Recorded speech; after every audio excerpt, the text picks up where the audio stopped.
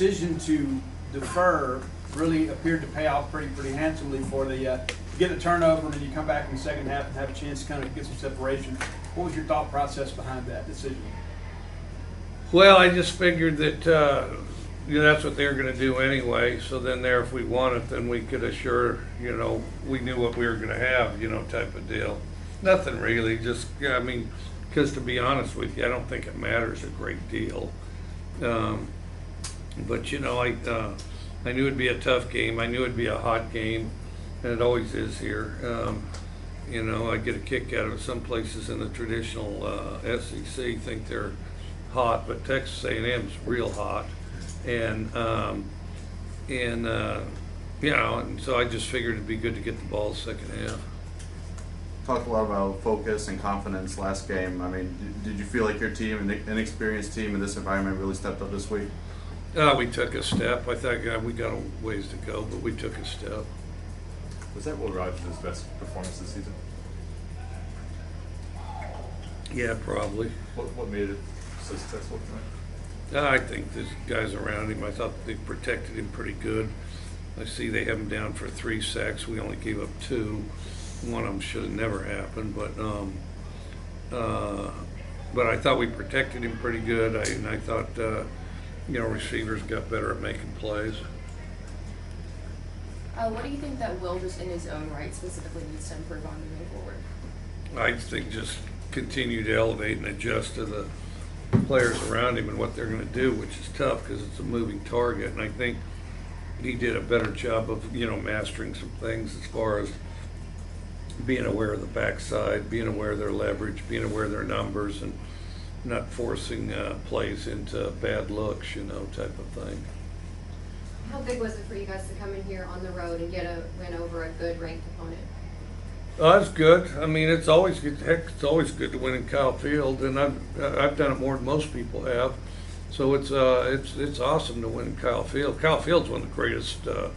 I'd be willing to hear your list if you wanted to offer it, but of better stadiums to play. But if this is below the top 5, I mean, you're going to have to get another line of work because it's not going to get better than this. I remember a lady. She lived in San Luis Obispo, California. Lived there her whole life. She said, "I'm tired of getting. I can't wait to get out of this little town. This little hick town." Because it's going to be so much big, thought she's going to go to the big city, thought she's going to go somewhere more scenic. It doesn't get much better in San Luis Obispo, California. So it's a little bit like Kyle Field stadium environment-wise, I'd like to get better in Texas A&M. Good luck with that as far as game day environments, Coach McIntyre is not only leading your team, but is among the best receivers in the Southeastern Conference. What has made him so successful in this offense? He's a polished guy. He was a polished receiver and route runner when he got here. We were very lucky to get him. We recruited him out of high school, Washington State. He told us no, stayed close to home, and then decided he wanted to catch more balls, and knew that we'd thrown it a lot at Washington State, so then came with us here. But what he provides is a good example and a good sort of how-to as far as running routes and finding space and things like that. And I do think that the example that Mackay sets has helped elevate the other receivers around there, because that's one thing. He and Jameer, for example, have both run a lot of routes. They're not the biggest, they're not the fastest, they're not the strongest, but somewhere around junior high, they're having those passing leagues every day, and I'd love to see the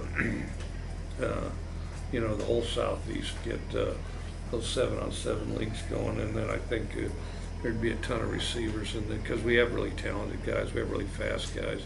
I think you'd have a lot more polished guys, and I think it would, it may be the greatest receiver place in the country if they did that. Like a number of the Aggies players, they played 7-on-7 all their life, and they kind of look like it too, some of them, when they catch the ball. Coach, you went over to the defense right before that final possession. What was your message to them? What did you say to them, and how big was that play by Pickering? So, went to the defense, and what happened then? What was your message to them before that final possession on defense, and then the play by Pickering? How huge was that? Just try to keep it simple. You know, I think you get in these exciting, these intense emotional games, and guys will try to make more out of it than there is. And I got something in my throat. But, they'll try to make more out of it than it is.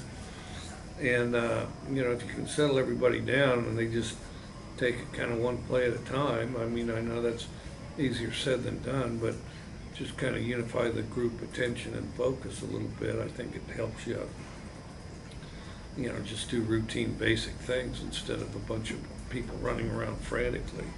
Did your team do a better job not overthinking today? I think that, you know. Yeah, so we definitely did a better job of not overthinking. We did our share of it. It was an improvement. We're not there yet. You know, and I don't know if you ever get there, but we overthought less this game than we have any that I can think of since I've been here, perhaps. What did you like best about what your team did to not to win this game? Played together, hung in there, didn't, you know, struggle with the emotional ups and downs, you know, bounced back, responded quickly. Coach, special teams issues kind of happened again this week, and you won the ball game, but what are your concerns at this point in 3 straight weeks? Is it a matter of depth at this point, or how would you kind of describe the fact that you're having these issues on special teams?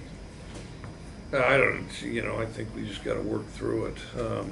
You know, I'd have to see the film. I mean, a lot of that happened quite quickly.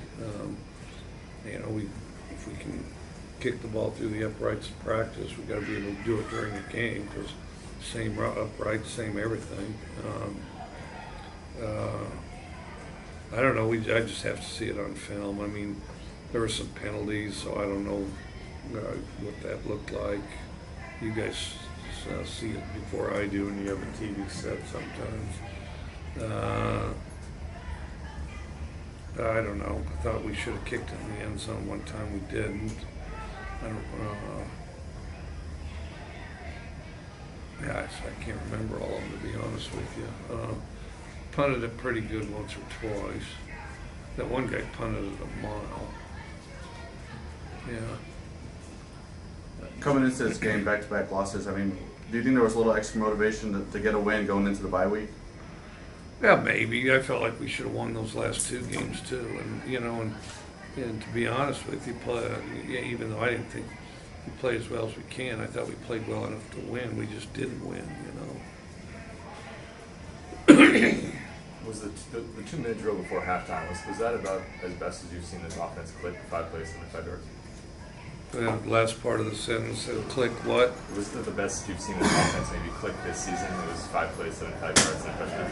I don't know. We've been doing some of that in the 4th quarter. I guess it was in the 2nd quarter. It was the best. Oh, hey, how you doing? Congratulations. Yeah, appreciate it. Yeah. Coming in here and winning is a big deal. The last time you was here, you won it on the last play. Yeah, I'm glad you weren't coaching. To heck, yeah, we've gotten 4 of them. They're tricky. Yeah. They make it tricky here. They're loud and enthusiastic. Well, y'all hung in there. Y'all did played well. Well, I appreciate it. Shoot, I figured you were going to be in Wimberley doing some fun stuff. Well, I had to come here. Well, yeah, you did have the double whammy, didn't you? Well, I appreciate that. Yeah. I'll see you when you. Yeah, I'll see you in a sec. I thought it was the best. I mean, we've done some stuff like that in the 4th quarter, but we hadn't the second quarter, which is pretty important too. And I do think it was kind of a momentum shift, which was good going into halftime. Was it kind of surprised that they ran man-to-man single high safety on the 2 full touchdowns? I mean, it seemed like Will Rogers was obviously pretty well against the man-to-man. Well, we moved it pretty well up and down the field in zone, and then so it was kind of the change-up, and that's kind of what they like to do some in the red zone. Last one, all right. you've talked so much just about this being a repetition-based offense. Why do you feel Mekhi Polk has been able to step in so quick and in his first season make this type of impact? I think just what you said. He's had a lot of reps.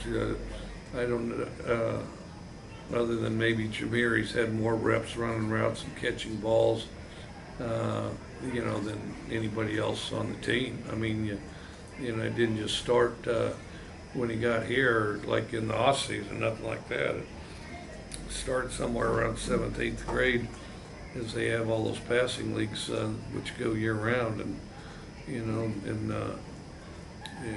catching balls year round, year after year. I don't know how many thousands more balls, thousands. And